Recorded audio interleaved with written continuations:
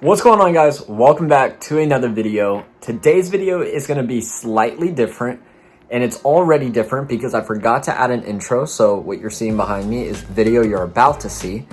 And yeah, it's just such a different video. I decided to record what I used to record, something that I don't really do, and actually go behind the scenes of what I take on the set, what I take on a daily run. Basically, these are the things that I'm always using.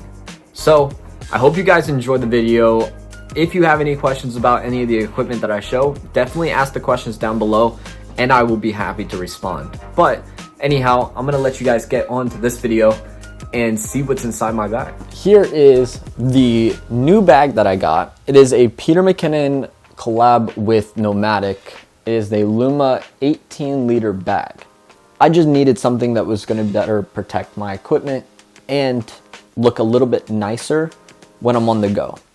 So I got it in gray. Let's go ahead and flip it over because this is the point of the video. What's inside the bag?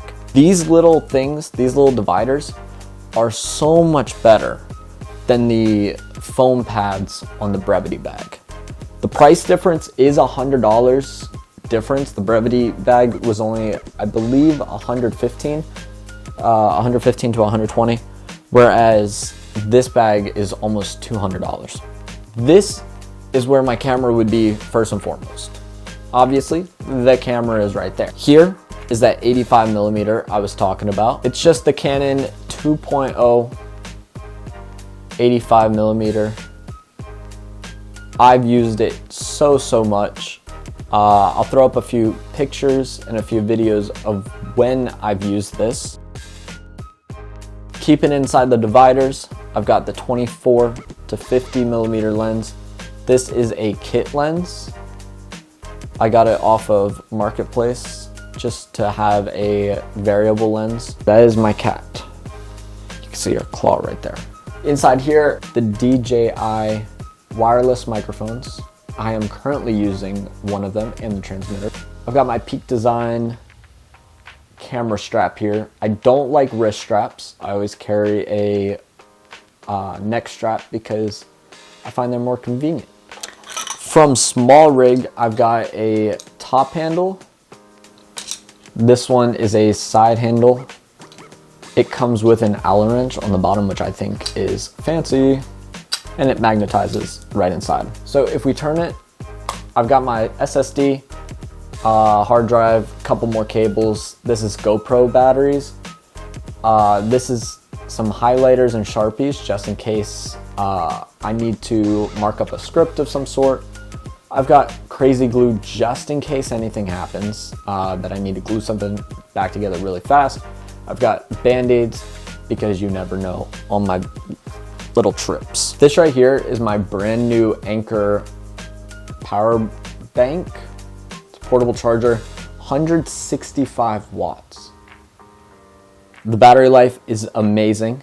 It's got an LED screen, shows you the percentage, shows you the battery temperature so that way you can make sure it's not getting too hot, too cold. You've got your battery health, and then it turns off. On it, you have a retractable cord. It does stop. You pull all the way back out just like a seatbelt and it goes right back in. On the sides, you have your power button right there.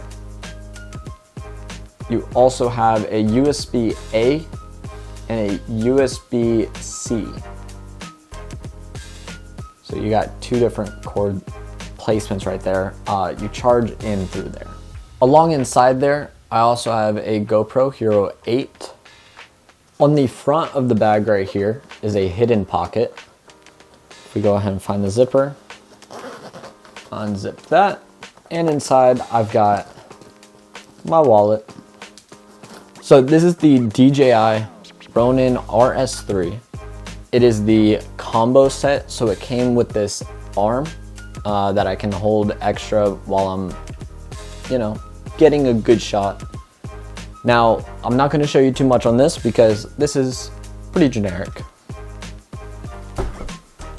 Aperture. One of the best brands for lighting. Godox is good for photography. I think Aputure is great when it comes to a cinematic project.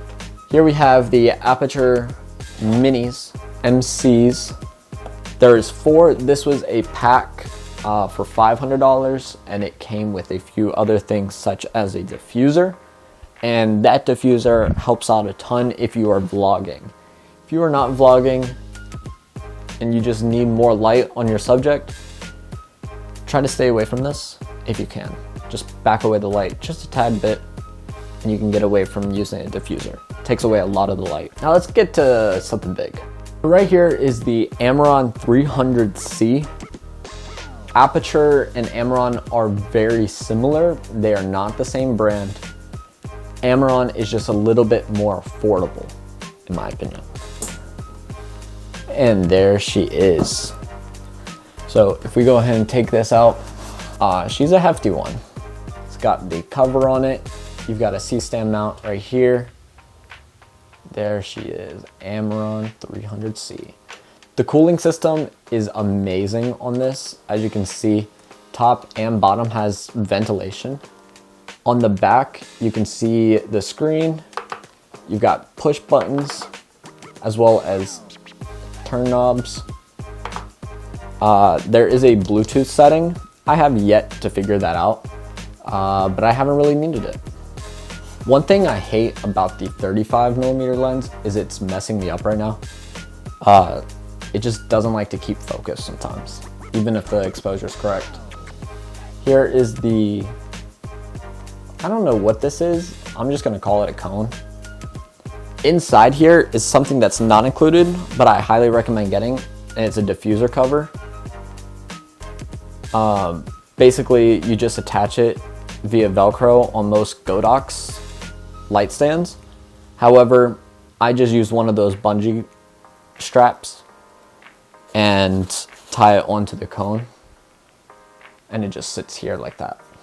It is very hefty when it comes to the cables, so be prepared to have an extension cord or something, because these aren't life-saving size cords. They do get you very far, but not far enough. You might be thinking, how do I bring so much stuff when I just have a bag? Well, you're wrong, because here's this image. This fills up the back of my trunk. So I have 3 different boxes that fits the sound equipment, which I didn't cover because it's not too important. It's an XLR cable, a Tascam recorder, and a Rode boom mic with an NTG2 on the boom mic. Pretty simple. I haven't really gotten any crisp, clean audio from it. Here's some samples from Psychosis. That was one of the better projects I used it on.